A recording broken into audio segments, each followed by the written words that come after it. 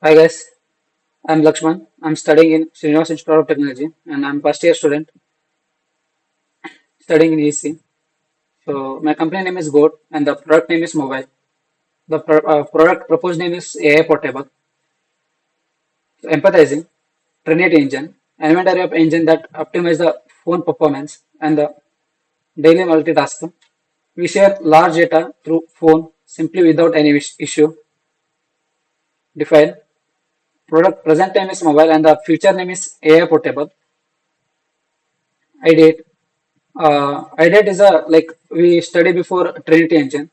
The Trinity engine might helps the user experience good and it feels user experience good and it helps gaming and multitasking, inbuilt AI function and quick response.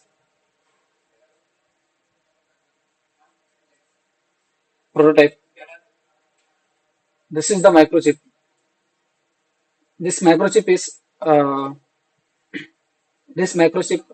basically helps to optimize the phone and it gives the uh, performance to the phone.